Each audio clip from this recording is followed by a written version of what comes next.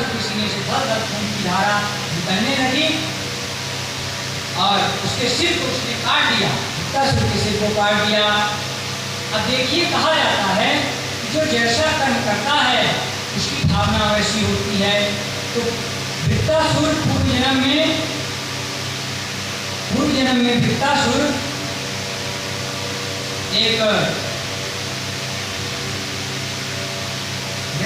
पूर्व जन्म में चित्रकेतु नाम के राजा थे, चक्रवर्ती सम्राट थे और उनकी 1 करोड़ रानियां थी। तो उनकी किसी की संतान नहीं थी। अंगिरा ऋषि की कृपा से उनकी एक रानी की, बड़ी रानी की संतान हुई और उनकी सौतों ने उसको मार डाला। तब उसके योग में नारद जी के समझाने से उन्होंने शंकरषण भगवान की स्तुति की। उसके बाद उन्होंने ईश्वर प्राप्त किए। एक दिन भगवान शंकर पार्वती अपने स्थान में देखा, चित्रकेतु ने क्या देखा, भगवान शंकर भगवती पार्वती को अपने यहाँ बाएं पक्ष पे बिठाए हुए थे और देवता ऋषि मुनि उनकी स्तुति कर रहे थे। चित्रकेतु द्वारा के भगवान शिव पार्वती का उपहास किया। एक ऐसे भगवान हैं जो सब लोगों के समक्ष पार्वती को अपने बाएं अंग में बिठाए हुए हैं। तो भगवती पार्वती को गुस्सा आया, उन्होंने कहा, हे तुम मोह कठोर है, तो भगवान को सिखाएगा। जिनकी यहाँ बड़े बड़े ऋषि मुनि देवता एकत्र हैं, उनकी हिम्मत नहीं है कि ये कह दें, क्या इनको ज्ञान नहीं है ये परमात्मा है और उनकी अवशिष्टता है। तू ये बात मुझे कहता है, जा मैं तुझे श्राप देता हूँ, तू जा करके तो असुर वृत्त का हो जा, असुर कुल में तेरा जन्म हो। तो उनका जो संस्कार था चित्रकेतु का, वही आध्यात्मिक संस्कार था। जब इंद्र ने उन पर चलाया वज्र, तब उन्होंने भगवान के चरण कमल में ध्यान किया और वृत्तासुर की भी परम गति होगी। बोलिए कृष्ण कन्हैया लाल की जय। फिर भी इंद्र को पुनः ब्रह्म हत्या लगी। क्या ब्रह्म हत्या इंद्र को पुनः लगी? भैया एक बार तो ब्रह्म हत्या उसने स्त्रियों को, भूमि को, जल को देकर के ब्रह्म हत्या से बच लिया। अब ब्राह्मण को भी मारा, ब्रह्म हत्या इंद्र को लगी। तब क्या हुआ? अब इंद्र वृद्ध हो गया, जीर्ण हो गया, एक साथ जा करके यहाँ पर मानसरोवर उसमें छिप गया। फिर देवताओं ने सतत प्रयास से यज्ञ के द्वारा उसकी ब्रह्म हत्या से उसने छुटकारा प्राप्त किया। बोलिए कृष्ण कन्हैया लाल की जय। कहने का भाव यहाँ पर यह है कि जो विधान है कि जो ब्राह्मण का वध करता है उसको ब्रह्म हत्या लगती है और उस ब्रह्म हत्या का प्रभाव ये होता है उसके आगे का जीवन का पतन होने लगता है। अब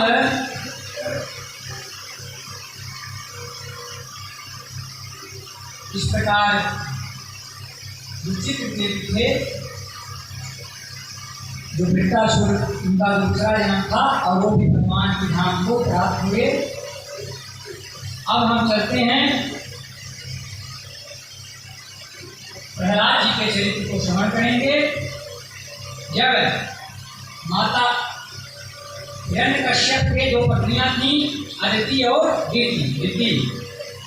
अदिति के ब्राह्मण देवता संतान हैं और दिति के 2 पुत्र हुए, हिरण्याक्ष, हिरण्यकश्यप, हिरण्याक्ष। जब हिरण्याक्ष का भगवान ने बड़ा रूप धारण करके किया था, उसका प्रतिशोध लेने के लिए हिरण्यकश्यप ने ब्रह्मा की घोर आराधना की और उसके पहले उसने नाग कन्या कयाधु से विवाह किया था और विवाह करके उसने अपने गर्भ में एक पुत्र स्थापित करके कयाधु के वह जंगल अर्थात हिमालय में तपस्या के लिए गया।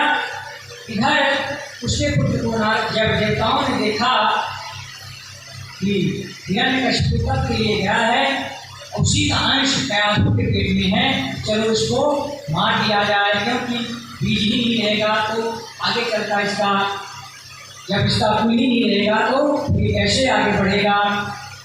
नारद जी आए, इंद्र का मार्गदर्शन किए, कहा कि अभी उसके पुत्र में बालक है और ऐसे तुम्हें किसी भी असहाय व्यक्ति पर देवता होकर के दृष्टि दुर्विचार नहीं रखना चाहिए।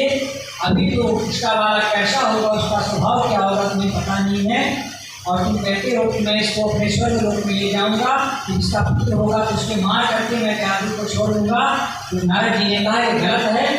नारद जी बद्रिकानारायण आश्रम त्यागी को लेकर आए और उन्होंने भगवान की कथाएं सुनाने लगे। इधर नारद जी त्यागी के गर्भ में जो बालक है उनका नाम प्रहलाद जी होगा, लेकिन पहले से गर्भ में ही भगवान की कथाएं सुनाते थे, इसलिए पुत्र हुआ, विलक्षण हुआ, भगवान का भक्त हुआ। इसीलिए मैं कहता हूँ जो माता गर्भवती रहती हैं, अगर आजकल क्या होता है, गर्भवती रहती हैं मोबाइल देखती हैं, टीवियाँ देखती हैं, अनाप शनाप सोचती विचारती रहती हैं, जो पुत्र होता है संस्कार विहीन होता है, नास्तिक स्वभाव का होता है, माता पिता उसको कहते हैं भैया परमात्मा प्रभु के जाकर संध्या बनाना कहते, अरे डैडी है पापा मुझे मेरी इंटरेस्ट नहीं है। क्यों नहीं है? उसको आपने घर में संस्कार ही नहीं दिया। तो जब आपने माता के घर में पुत्र होता है तो जैसा माता सुनती है, जैसा उसका चिंतन रहता है, वैसे ही पुत्र उत्पन्न होता है।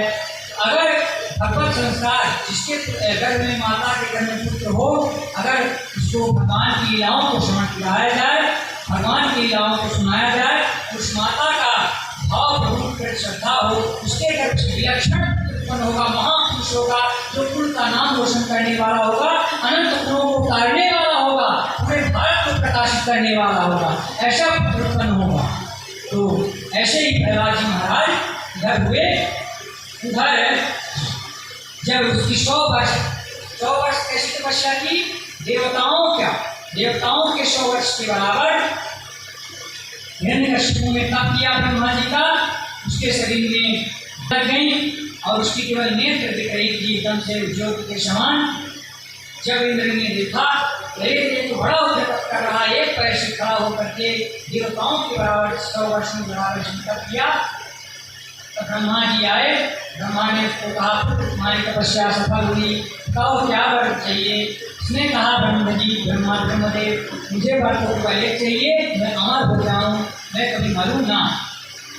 ब्रह्मा ने कहा भैया मैं ही अमर नहीं हूँ, तो मैं तुम्हें अमरत्व का वरदान कैसे दे सकता हूँ, क्योंकि अमर कौन है, अमरत्व कब व्यक्ति को प्राप्त होगा।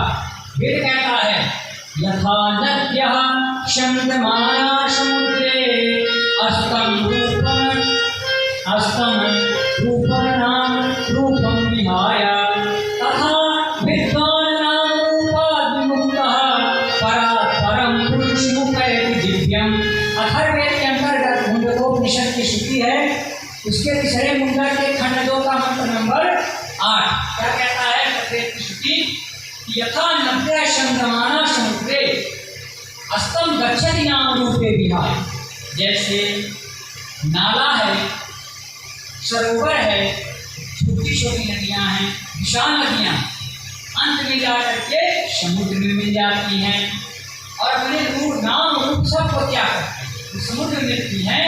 पहले तो उनका नाम होता है, जैसे आप यहाँ जो नाम है गंगा का प्रवाह है, आप यहाँ पर देखेंगे प्रयागराज में गए होंगे, वहाँ पर आप गंगा यमुना सरस्वती तीनों नदी का संगम जो है आप मानते हैं, वहाँ स्नान करने के लिए जाते हैं।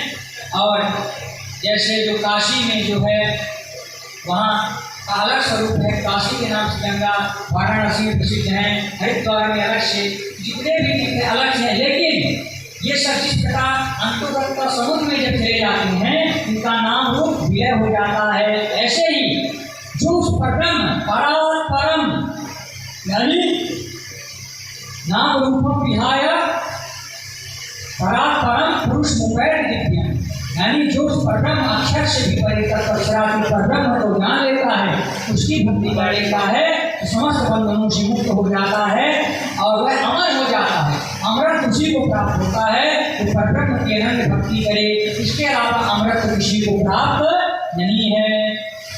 क्योंकि ब्रह्मा विष्णु शंकर सदाशिव ईश्वर पांचों देव, जब भगवान विष्णु का एक दिन होता है ब्रह्मा में समा जाते हैं, फिर जब रुद्र का एक दिन होता है तो उसमें विष्णु संवारते हैं, उसमें ईश्वर जब सदाशिव का एक दिन होगा तो एक दिन के बराबर उसमें ईश्वर सदाशिव में विलीन हो जाएंगे। ऋषभ अंतर्गत इसमें जाएंगे तदाहुर अक्षरम ब्रह्म सर्वकारण कारणम विष्णु धाम परम साक्षात महात्मा।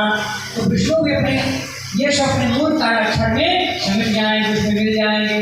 कहने का तात्पर्य है कि ये जो अमृत मांग रहा है हिरण्यकशिपु, तो ब्रह्मा भैया अमृत कैसे दें, क्योंकि अमृत तो खुद ही नहीं है।